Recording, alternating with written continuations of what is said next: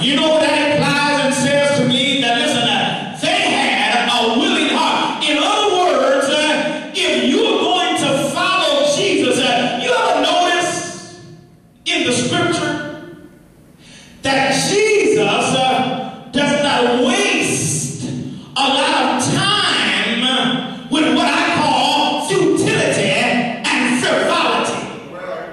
Or another F for you is fussing back and forth. In other words, there are some people in the church who love to just argue. You ask them sometime, just simple things. Look, I need you to take care of such and such and such. I need you to set up the chairs. Well, why do you want them set up? Well, I just told you to set the chairs up. Well, when you want me to take them down? Well, I just told you to set up the chairs. Well, how many chairs just got there? Well, I just told you to set. In other words, listen, they ain't going back and forth with Jesus. Follow you where? How long we gonna be there? Why you picked us? Are y'all listening to what I'm saying? They're not getting into a whole lot of dialogue back and forth. If you notice in the scripture, Jesus don't waste a lot of time with words. Even when it came to the death of his good friend Lazarus in John chapter 11, that listen, Mary and Martha got upset with Jesus and where were you when we called for you? Our brother's dead. We called for you 4 days ago. He's dead now. Jesus didn't get into no discussion about where he was, how long he was there, why he didn't show him before. He didn't ask any of that. He said, I tell you what, just show me where you laid him. And they come back and forth. Well, no, Jesus, you don't understand that. Listen, he didn't die this morning. He ain't still warm. He showed up on it's been 40. He didn't waste a lot of time with conversation going back and forth. Just show me where you laid him. Now listen, please understand, Jesus doesn't ask them to show him because he doesn't know where he is. He just wants them to come when he gets ready to get Lazarus up. He wants them to see what he's going to do.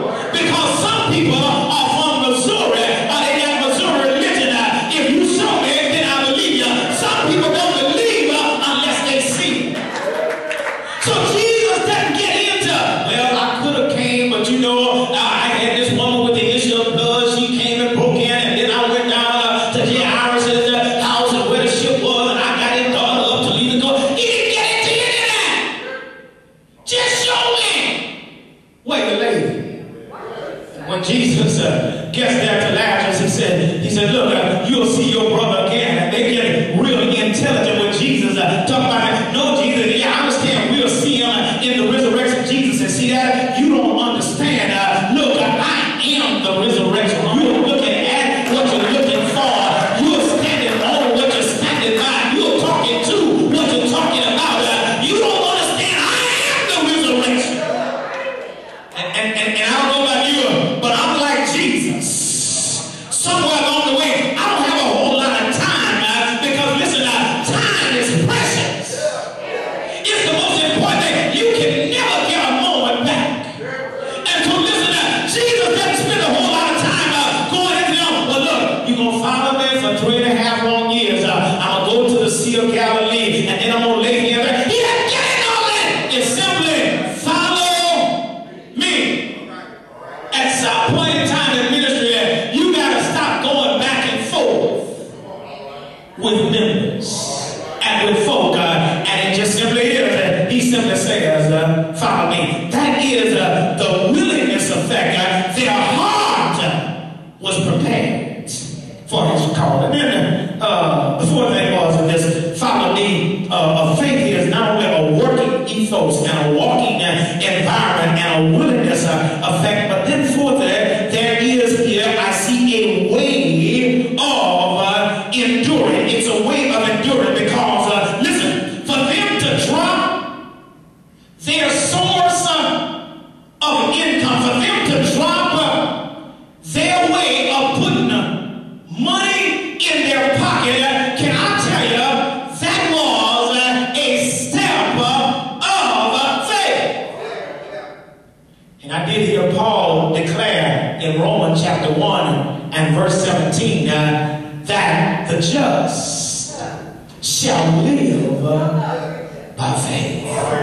What does that mean? That listen there, if I follow Jesus like he said, and if I even forget about my employment and just do what he said, that God will take care of me. Oh, I don't know if I got any hip out there in the audience on this morning, but I stand as a living testimony to tell you, if you do what he said, if you take a leap of faith, you don't even have to be worried about how you're going to make it. He may not come all the time right when you want him to come, but I'm a living witness. He's always. Somebody will reach up and slap somebody on the shoulder and tell them, I'm a witness. He's always on time. And so on this morning, y'all take your seat. Let me go and close it and tell you. Now listen, there's a couple other things I really wanted to lift up on this morning. Time is fleeting, but listen, when I look at this passage, the follow me of faith, I see also there is the follow me of fishing. Follow me of fishing of men, because he says, I make you fisher of men. What does that mean? That there is the neglected call of personal evangelism. That listen, God is saying that people that are following him, we literally ought to be concerned about winning lost souls to get them ready to go to glory. Because listen, beloved, I don't care who you are, if you die without being certain that your soul is saved in hell, shall you lift up your eyes. We just we conclude in our Sunday school hour, our PBS Vacation Bible School time. Our theme for the week was the Great Commission of Matthew 28, 18 to 20. Go ye therefore into all the world. There is the neglected call of personal evangelism. God has given us the new commission. That listen, if you really want to see a church with joy, you have a church that is going out to be certain that souls are coming in. So in this passage is the follow me of faith, the follow me of fishing. But then thirdly, there's also the follow me of full surrender. Because when he says to these brethren to leave their source of employment, it's what he's saying in Matthew 16, that what you need to do is to take up your cross and to follow me there. Why?